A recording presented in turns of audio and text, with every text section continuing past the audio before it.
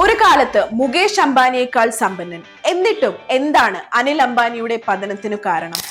ലോകത്തിലെ ഏറ്റവും വലിയ കമ്പനികളിൽ ഒന്നായ റിലയൻസ് ഇൻഡസ്ട്രീസിന്റെ ചെയർമാനും മാനേജിംഗ് ഡയറക്ടറുമായ മുകേഷ് അംബാനിയാണ് നിലവിൽ ഇന്ത്യയിലെ ഏറ്റവും സമ്പന്നൻ. എന്നാൽ അദ്ദേഹത്തിന്റെ സഹോദരൻ അനിൽ അംബാനി 3 വർഷം മുൻപാണ് തന്റെ ആകെ ആസ്തി വട്ടപൂജ്യമാണെന്ന് പ്രഖ്യാപിച്ചത്. ഇപ്പോൾ സമ്പത്ത് പതിയെ വീണ്ടെടുത്തു വരുന്നുണ്ട് അനിൽ. എന്നാൽ എന്തുകൊണ്ടാണ് അനിൽ അംബാനിക്ക് ഈ തോൽവി സംഭവിച്ചത്? 2002 ധീരുഭായ് അംബാനിയുടെ കാലശേഷം റിലയൻസ് ഇൻഡസ്ട്രീസിന്റെ മാനേജിംഗ് ഡയറക്ടറായി അനിൽ അംബാനിയും ചെയർമാനായി മുകേഷ് അംബാനിയും നിയമിക്കപ്പെട്ടു. 2005 ഇരുവരും തമ്മിലുണ്ടായ തർക്കത്തെ തുടർന്നാണ് റിലയൻസ് സാമ്രാജ്യം വീതം വെക്കേണ്ടി വന്നത്.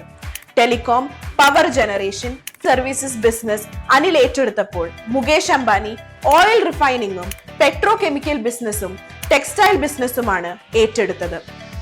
Reliance Communications, Reliance Power, Reliance Capital, Reliance Infrastructure, Reliance Naval, Reliance Home Finance ഇതെല്ലാം അനിൽ അംബാനിയുടെ റിലയൻസ് ഗ്രൂപ്പിന് കീഴിലാണ് പ്രവർത്തിച്ചിരുന്നത്. 2008 $42 ബില്യൺ ആകെ ആസ്തിയുമായി അനിൽ അംബാനിക്ക് ലോകത്തിലെ 6ാമത്തെ സമ്പന്നൻ എന്ന നേട്ടം കൈവരിക്കാനായി. 15 വർഷത്തിനിപ്പുറം മുകേഷ് അംബാനിക്ക് ഏഷ്യയിലെ തന്നെ ഏറ്റവും വലിയ സമ്പന്നൻ എന്ന ഖ്യാതി നേടാനായി. മുകേഷിന്റെ ആകെ ആസ്തി പറയുന്നത് $106.1 ബില്യൺ. ലോകത്തെ അതിസമ്പന്നരുടെ പട്ടികയിൽ 18 മുകേഷ് അംബാനിയുടെ സ്ഥാനം. എന്നാൽ അനിൽ അംബാനി പാപ്പരായി.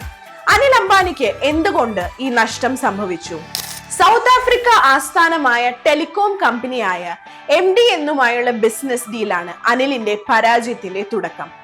അക്കാലത്ത് ഇന്ത്യയിലെ പ്രധാനപ്പെട്ട മൊബൈൽ സർവീസ് പ്രൊവൈഡർ ആയിരുന്നു റിലയൻസ് കമ്മ്യൂണിക്കേഷൻസ്. എങ്കിലും കടം കുതിച്ചുയർന്നത് കാരണം MDN കമ്പനിയുമായി ലയനത്തിൽ ഏർപ്പെടേണ്ട സാഹചര്യമുണ്ടായി. കടങ്ങൾ വീട്ടുന്നതിനും ശക്തമായ കമ്പനി കെട്ടിപ്പടുക്കുന്നതിനും വേണ്ടിയായിരുന്നു ഡീലെങ്കിലും നിയമപരമായ പ്രശ്നങ്ങൾക്ക് നടുവിൽ അത് പരാജയപ്പെടുകയായിരുന്നു. 2011 2G സ്പെക്ട്രം അഴിമതിയാണ് അനിൽ അംബാനി നേരിട്ട അടുത്ത പ്രഹരം. ഉയർന്ന ഉദ്യോഗസ്ഥർ അറസ്റ്റ് ചെയ്യപ്പെടുകയും അനിൽ അംബാനിയും ചോദ്യം ചെയ്യലിന് വിധേയനാവുകയും ചെയ്തു. വിവാദം കമ്പനിയുടെ ഓഹരി വില ഇടിയാൻ കാരണമാവുകയും അദ്ദേഹത്തിന്റെ ആസ്തിയെ കാര്യമായി ബാധിക്കുകയും ചെയ്തു. കടക്കെണിയും വിവാദങ്ങളും ബിസിനസിനെ ഉലച്ചപ്പോഴും ചൈനീസ് ബാങ്കുകളിൽ നിന്ന് $1.2 ബില്യൺ ലോൺ പേഴ്സണൽ ഗ്യാരണ്ടിയിലെടുത്ത് അനിൽ ഫണ്ടിംഗ് നടത്തി. എന്നാൽ അത് ലാഭം കൊയ്തതുമില്ല. അനിൽ അംബാനിയിൽ നിന്ന് പേയ്മെന്റുകൾ കിട്ടാനുള്ള കടക്കാരുടെ എണ്ണത്തിൽ വർധനമുണ്ടായത് മാത്രം ബാക്കി.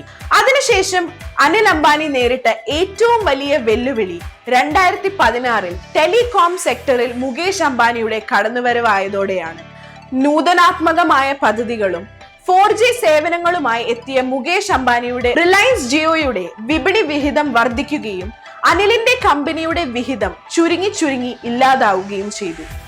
വിവിധ തലങ്ങളിൽ വന്ന പ്രതിസന്ധി കാരണം റിലയൻസ് പവറിന്റെ ആസ്തികളും ഒടുവിൽ അനിലിന് വിൽക്കേണ്ടി വന്നു.